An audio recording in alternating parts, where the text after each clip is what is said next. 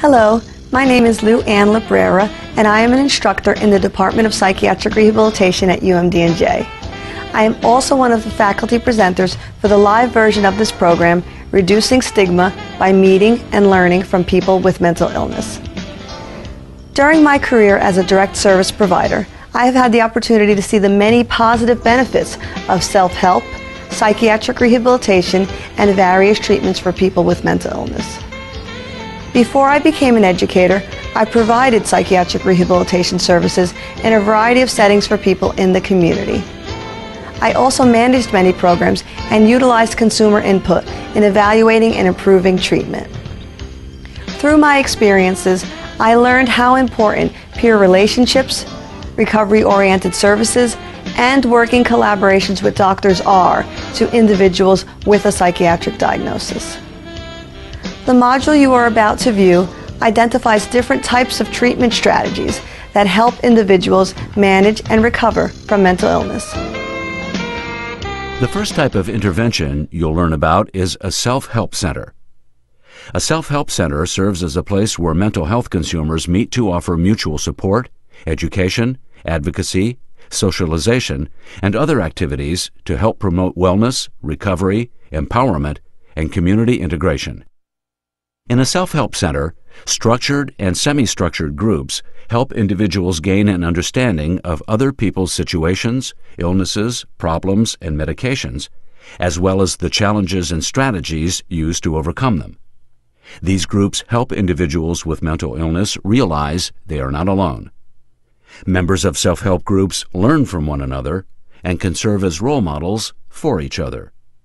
A few of the benefits of self-help centers are empowerment, information about resources, a sense of belonging, self-advocacy, and legislative information. Activities like attending musicals or plays, shopping, participating in mental health lectures, workshops, trainings, political activities, and mental health rallies help people become more involved in their local communities. Both group facilitators and members coordinate these events. Self-help centers have been the cog to advancing my work, socialization, organizational, as well as written and oral communication skills and peer support. The vast reservoir of services never dries up, providing me with more opportunities than I ever imagined. Differences exist between self-help centers and traditional mental health facilities. One major difference is that consumers, not mental health professionals, run self-help centers. In addition, self-help centers employ an open-door policy, which means consumers can come and go as they please. There are no set schedules for attendance. The atmosphere is very casual, and the majority of activities are semi-structured. One of the benefits of self-help centers being consumer-run is that some members may feel uncomfortable speaking to a professional and may not divulge as much as she or he would to a consumer.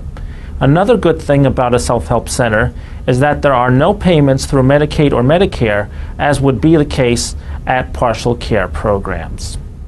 Another strategy for recovery and management of mental illness is psychiatric rehabilitation.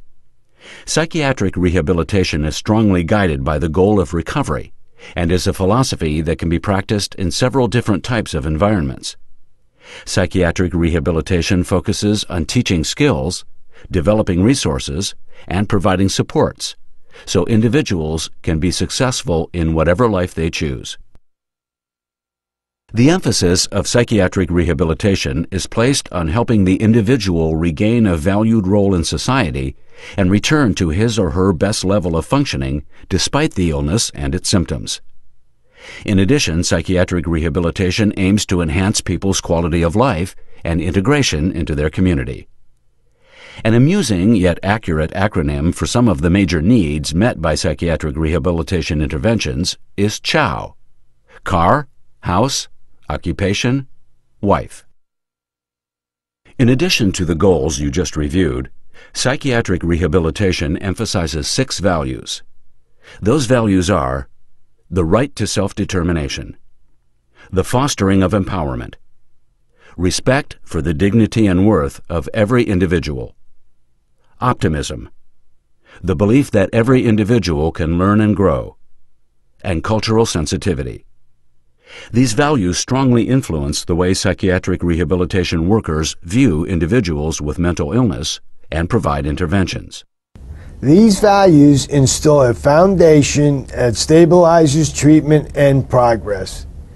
With nobility and grace, growth is established, and the focus on several facets of living opens doors to untapped talents. Psychiatric rehabilitation interventions are also grounded in the following principles: situational assessments, skills training, environmental modifications and supports, partnership with the family, evaluative assessment with an outcome-oriented focus. The principles of psychiatric rehabilitation provide a framework for the way in which interventions are provided. They serve as the guidelines of the profession. Psychiatric rehabilitation also emphasizes the use of evidence-based practices. Evidence-based practices, or EBPs, are interventions that have been demonstrated and proven effective through research. These interventions or practices have been shown to promote recovery, empowerment, satisfaction, and therapeutic outcomes. The 6 practices that have been demonstrated to be evidence-based are medication prescribed within specific parameters, assertive community treatment, family psychoeducation, supported employment, illness self-management and recovery training, and integrated mental illness chemical abuse, MICA services. Medication prescribed within certain parameters ensures that individuals are receiving the appropriate type and dosage of medication to manage their illness. Assertive community treatment is a type of community-based case management that provides an array of services to individuals who have not found benefit from using traditional mental health services. Family psychoeducation focuses on providing information and support to family members of the individual with mental illness in order to help the family better cope and interact with their loved one. Supported education is a service that helps individuals who have had employment interrupted due to their illness obtain competitive employment in integrated settings. Illness self-management and recovery training is an approach that utilizes step-by-step instruction to better manage the illness. Typically, this intervention is provided in a group setting using a structured format. And finally, MICA services are mental health and substance abuse services integrated and provided at the same time by the same service provider. Adequate treatment strategies also contribute to an individual's recovery process. Strategies will vary depending on the individual. Medication, individual therapy, group therapy, peer support, holistic approaches, and hospitalization for stabilization are all techniques commonly used to treat mental illness. I was hospitalized 3 times in 3 years for a total of about 9 months. I was in major denial. Then a psychologist helped me to see the light, and I accepted my illness to some extent. This put me on the road to recovery. Psychotherapy, psychiatry, and prayer have pulled me through. Now I consider my illness to be a blessing, because now I can empathize and give back to others. It took tremendous perseverance on both my part and my doctor's to finally find, after about 5 years of trials, the right combination of drugs from several classes that worked for me without causing intolerable side effects. My treatment during the most difficult phase of my illness included medication, individual therapy, brief day treatment, and many short-term hospitalizations over the course of 2 years, as well as 9 electroconvulsive treatments, which really saved my life. Managing mental illness also includes strategies to stay well. Many people with mental illness find that getting adequate sleep, maintaining a healthy diet, and exercising are all helpful in managing their illness. Others cite their personal relationships with others, like friends, loved ones, and families, as a major contributor to their wellness. And we've already discussed the benefits that working brings to many individuals with mental illness. Regardless of the strategies a person uses to stay well, it's important to remember that we all need to focus on our mental health. I am currently making new friends through volunteer positions that I have had for a few years. Before, I couldn't let myself make new friends because I was so afraid that they would find out about my depression and drop me. Now I am more confident that I am well and I have chosen better friends. It's important to note that mental illness is cyclical in nature, meaning there are periods of ups and downs. People may continue to experience relapses even while they're in recovery. The type of treatment that a person receives is a personal choice. Treatment can significantly reduce the impairments associated with mental illness, but individuals must choose what works for them.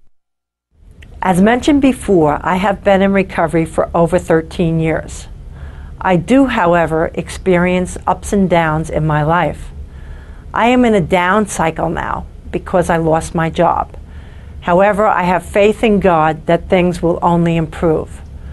Overall, I believe that change is possible and that God has allowed a miracle in my life.